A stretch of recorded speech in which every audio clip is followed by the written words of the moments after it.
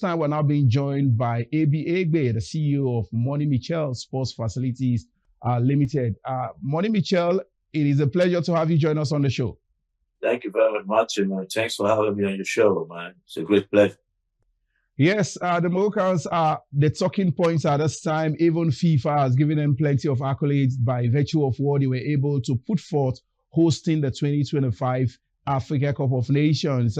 By your own experience, what do you think Nigeria can quickly emulate and begin to pick up from there going forward in terms of putting in place world-class sports infrastructure? Let me first of all appreciate and thank our sports-loving President Bola Ahmed Tinubu, for all the support he has been giving to sports in Nigeria. Most recently, all the support he gave to Nigeria Super Eagles in Morocco. Well, Matthew, the honest truth is, Nigeria always want to do the best. Our major challenge in Nigeria is corruption. As a government contractor, I know government always pay for the best. But fortunately, people at the end of affairs always find a way to cut corners. We're celebrating Morocco today. Morocco was not the way it was a few years back. The two proactive actions to be able to implement what we all went to witness in Morocco. I'd like to take us back into the National Sports Festival, where states have hosting rights. Now, the honest truth is, the National Sports Festival is meant to be an opportunity for states to upgrade their decade facilities to meet international standards. But most times when these competitions are hosted, I don't know how they select the contractors who go there and construct facilities. But we need to start constructing facilities that can outlive the National Sports Festival by minimum 10 years. That's exactly what Morocco is doing. Morocco is doing something similar. I remember eight years ago, Morocco constructed 30 all-weather pitches. It was my partners that did that construction in Lemonta about 8-9 years ago. And they've not stopped. Right now, they've hosted the African Nations Cup with fantastic stadiums. If Nigeria can curb corruption, the National Sports Festival is an opportunity for Nigerian states to upgrade their facilities to meet international standards. They will start to compete with countries like Morocco, because it's very possible. Nigeria has the money, we have the expertise, we have the knowledge, we know what to do. The day administrations come to understand that it's high time Nigeria starts constructing standard in sports infrastructure, trust me, in a very short time, we'll be competing with countries like Morocco. Yes, before we let you go, you talked about the willingness and the zeal to make it happen, and corruption being a major factor and some of the reasons why we are truly not having the desired success when it comes to this area. Let me take you back to the FIFA Go project, the Ogborodo project in Delta State. It has truly made a rounds, and you've been called out over time for not completing that project that you were saddled with by the Nigeria Football Federation.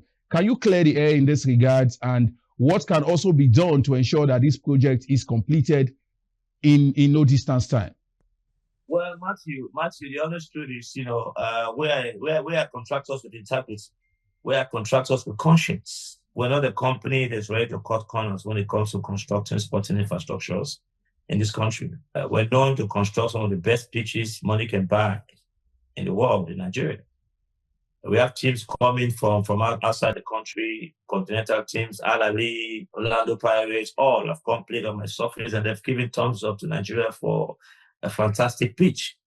Now, coming back to the Ogborodo project, it's not rocket science for us to complete the Ogborodo project. No, NFF is just not coming out straight with the project. Like I said, we're not ready to cut corners. The Ogborodo project was meant to be on the mainland. It was taking 300 nautical miles deep in the Atlantic Ocean. After Ogborodo is Brazil. If you send material to Ogborodo from Warri, it takes 3 days, 72 hours before it gets to Ogborodo. To move materials to Ogborodo, you must hire a tugboat, hire a 1,000-ton barge. All these things were not included in my contract. Yes, they say, okay, Manny, why did you accept the contract? I trusted my friend Amaju Pink. I'm very disappointed, but we're caught, so I can't go too deep into that. But the honest truth is, The NFF is still owing us $700,000. Let's forget about the terrain and what we have done. We have done 70% of that job. I can send videos to anybody that wants to see what we have done. Because usually when we work, Nigerians know how Monimichelle work. We don't have secrets in our construction. From when we start to where we stop, we have documented video evidence compiled properly. So people can see the extent of work that we have done in Ubuludu. Of course, we're not going to construct a rubber field in Ubuludu. And I told FIFA that we're going to construct an hybrid synthetic pitch, which is the latest innovative technology for artificial grass. I told the FIFA guys and I showed them samples of what I'm going to construct in Ubuludu. We have finished the Ubuludu project. We have finished all drainage completely. In less than 3 months, I finished all the drainage in Ubuludu. Yes, we cut down almost 10 hectares of land, 3 meters high. I still have my equipment, worth over 250 million naira rotting away in Ubuludu. I'm going to court because I'm insisting I must finish the Ubuludu project and I must get FIFA to certify that Ubuludu pitch. FIFA cannot give you can't construct a FIFA project and FIFA does not certify it. That means you've done rubbish. Yes. I stand to hit my chest today that I'm the only one that have constructed the pitch in Nigeria where FIFA have certified. The Remo Stars pitch we just completed in December. We're ready to complete the Ubuludu project. We don't have any problem. NFF has $700,000 of that project funds. The day NFF called me and released that money, even released $500,000, Nigerians will see what I'll do with the Ubuludu project. We've gone very far. We've taken the pavilion to almost 60%. You know, the 25-meter height difference on the land we've cut down to where we can construct. We've finished our drainage. We have our pitch level. We've done our gatehouse. We've mapped out our roads. I mean, it's not, there's so many things wrong with the Ubuludu project. Even the drawings that was given to us was wrong. The project was sited less than 1 meter to a river without shoreline protection. We moved that project 100 meters inwards towards land. That took us on top of a hill. The intentions were not right with the Ubuludu project. You know, but I'll leave that for the court to decide. We're in court, yes. I'm probably suing the NFL for 20 billion naira. Yes, ABA, CEO Monimichelle Sports Facilities Construction Limited. Thank you very much for your time, and we just hope that things are sorted also at the other side. Thank you very much for your time. Thank you, Matthew. Thank you for having me, man. Thank you for having me. I really appreciate it. Yeah, Frankie Laboya, Monimichelle saying it the way it is, that we must have the willingness. Those in the corridor of power must show the interest, especially on the part of the government, that without the support of the government, there is nothing any individual can do. Well, let me say well done to Monimichelle. You know, as far as this business of infrastructure is concerned, so yeah. Stadium, I think is one person that we need to commend in this country. This country, Nigeria, we are not short of talent. You know, either in administration, either in the participants, talking about the athletes. Yes. I think what we are short of is execution, like Tony said earlier.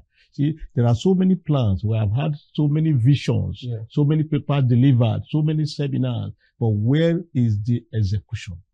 So that is the point we have to learn from Morocco now. I think we should look from the drawing table, which is almost cracked now, to the real execution. There is no reason, like I said earlier, why a nation as big as Nigeria, over 250 million people, that we are grappling with just one stadium, Goswe Akpabio Stadium. That is the only stadium in this country. When you have one at the National Stadium in Lagos, when you have one in Abuja, when you have in Ibadan, when you even have Benin City, why can't we get this stadium up